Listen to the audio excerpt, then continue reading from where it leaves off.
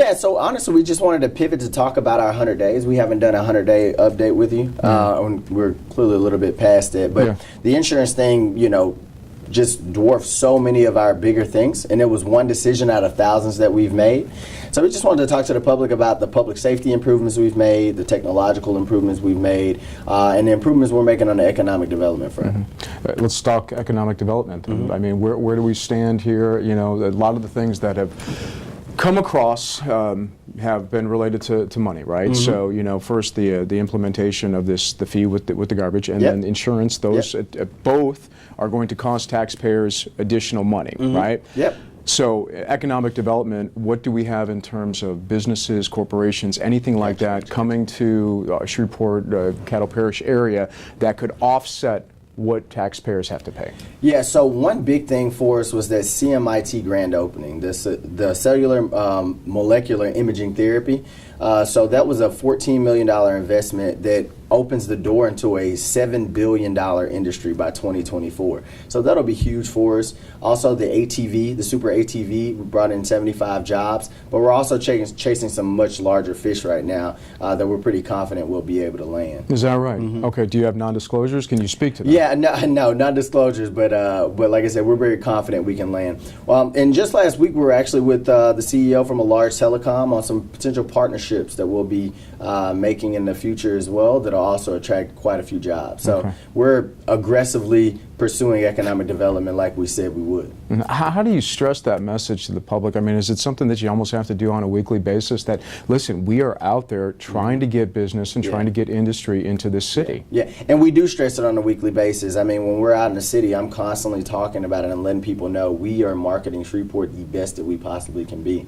And on the money front, I mean, yeah, we've had some things where the market has changed and we've had to pay more for taxpayers, but the good news is we're being extremely transparent. That's one of those technological advancements that we're making. We're being extremely transparent with the budget. Now people can view the budget in real time to see exactly what we're spending with the people's budget. It's a lot easier to access, and you don't have to go and print out a massive binder in order to look at where their dollars are going. So we're being very fiscally responsible with their money. And the garbage fee was a huge win for our sanitation workers. It was a huge win for our city. We just did a bond deal for our water and sewer department, and the bond deal had more buyers for our bonds than we've had in years. So yeah, our fiscal health right now is much better than it was prior to charging it. So it was good for the city. Do you think the public realized how bad of shape the city was in when you stepped into this office? No, the public did not realize it, and I didn't. And I say that because I studied the city, and I didn't realize it until I got in the office. I thought our reserves was up around 3%, and it was to 0.08%. That's one disaster away from going bankrupt. So we had to act, and we had to act fast, and we're happy to work with the city council to get that done. How do you feel your relationship with city council is? It's a good relationship. We're continuing to work through some things, but I'm learning my job, they're learning theirs, and we all have the good faith of the city in our best interest. Do you feel you have their support? It depends. It's a case by case basis, but we're going to continue to work together. Yeah, married at the hip. What's that? Married at the hip. Yeah, we have to. Yeah, we're working together for the next 3.5 years. Yeah. So, yeah. You speak to transparency. I want to talk a little bit more about that, because transparency obviously is a good thing, but it also opens the door for people to be critical about every penny that is spent. And how frustrating is that to you that, I mean, people are questioning suits you're putting on the back of police officers. I mean, $5,000 for a budget of $500 million is so minuscule, but yet people make an issue of these things. Yeah, and they are critical, and even the suit thing was crazy because we didn't buy them any suit. It was tailoring for suits, so but it's okay though, right? The product of it is transparency, so people can see where their dollars are spent, and that's well worth being hassled about a couple dollars. We'll trade that any day. We ran on a platform of transparency, and that's exactly what we're going to deliver. I think government is run much more effectively when people know where their dollars are going rather than the conspiracy theories are out there. So we're A-okay with that decision, and we'll remain transparent. Yeah, public perception of your administration thus far Speak to it. Where do you think you're at with the public? Do you think you still have the public's support in your agenda and what you want to get done? Yeah, absolutely. Yeah. I mean, everywhere I go around the city, absolutely. And people talk about, hey, even if they acknowledge a growing pain, like it's a-okay. We're 100 days in, and we will have some growing pains. We'll have some big decisions to make, and we won't always get it right. But what I've stressed to my staff is to make sure we learn from any kind of, mistakes that we make. And we have 3.5 years to deliver to the public. And what we hear out there is great things all the time. Mm-hmm.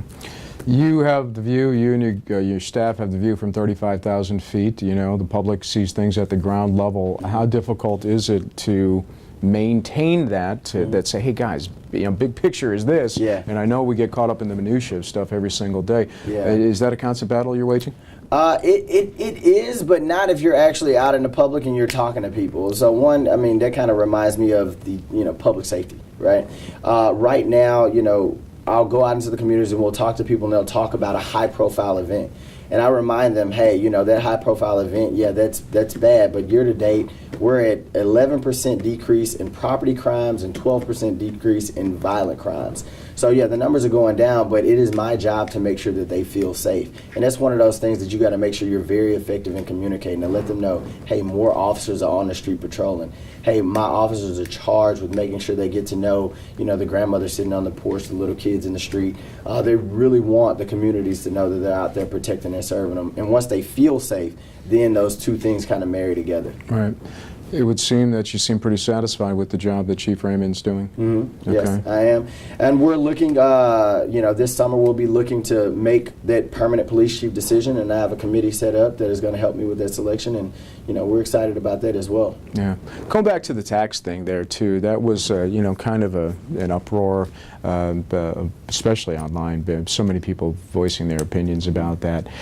If you had that to do over again, would you do it the same way? I would not, actually, and this is hindsight, right? At the time, we did it in good faith. We were so anxious to bring the change about that the people wanted. But looking back on it, we would have taken our time and done more research internally.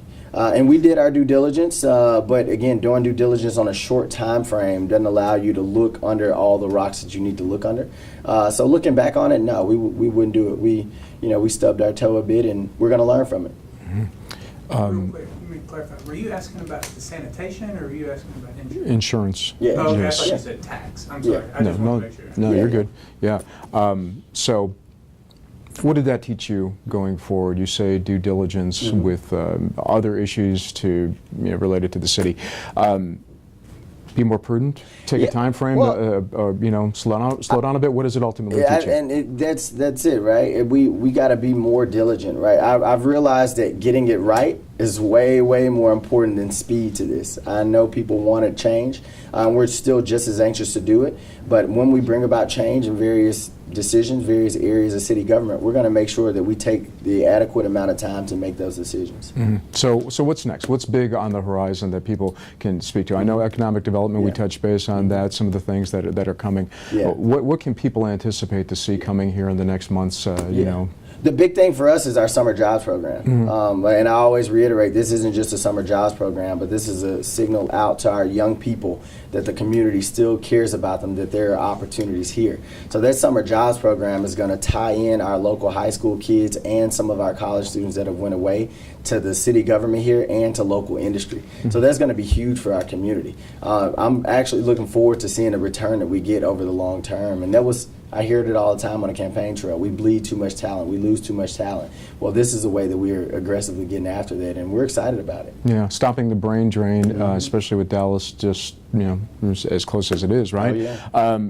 It's a priority to keep that talent here and then cultivate that. Well, speak to that. I mean, how do you go about cultivating that? Are there public partnerships with accounting firms, attorneys, engineers, things of that nature? Yeah. So in cultivating that, we're working with a bunch of private industry from our healthcare industry that right now has hundreds of jobs available. hundreds of jobs available right here in our healthcare industry, well-paying jobs. We're also working with the Committee 100 as well. They're giving us, they're tying us into a lot of their private businesses. So not only do they get to see local government, in local government, we have a lot of jobs open, especially in our engineering department. So we're allowing students to really see the jobs that's available and go out and work on those majors and everything that'll help them best fit our economy. That's what we're really trying to do right now. Yeah.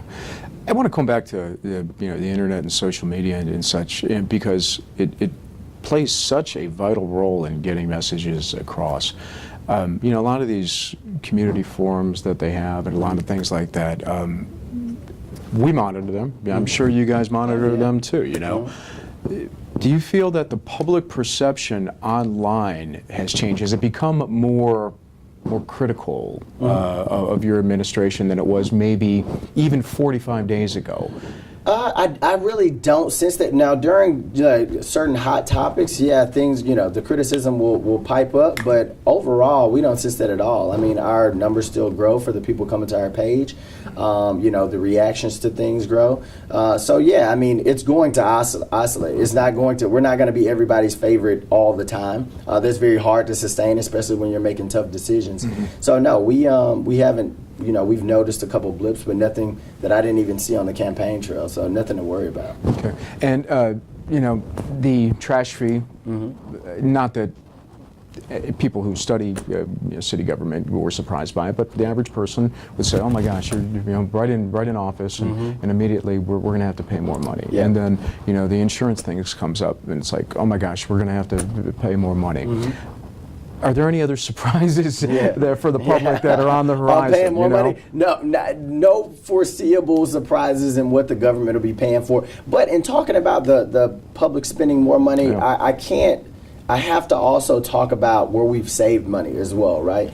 The technological advances alone, we found $200,000 within our budget that we were able to put back into the police department with the FirstNet program. So our police officers used to be on radio-based internet, and now we're investing in FirstNet so that they can have high-speed internet right there in the patrol cars, run license plates, you name it. So there's some areas where we have had to spend more money, but we are also saving more money as well. And we're looking forward to budget season so we can really tout those savings over this fiscal year. Anything that I didn't touch on here that you want to get across to the public? Any message that we didn't speak of?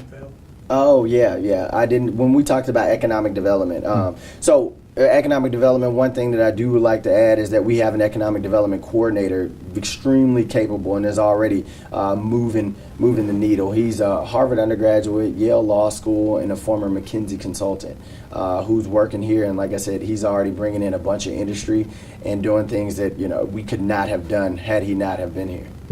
And this is Brandon Feld that you speak of. We can make mention of him by name. Brandon Feld. How do you spell that name? FAI.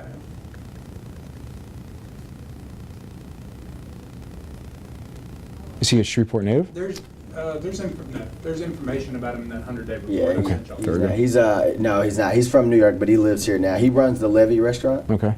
Yeah. Great. Okay. Wonderful. Took my wife there for Mother's Day. Is that right? Very nice. What'd I you didn't have? even know they were open for Mother's Day. Yeah. All right. Yeah.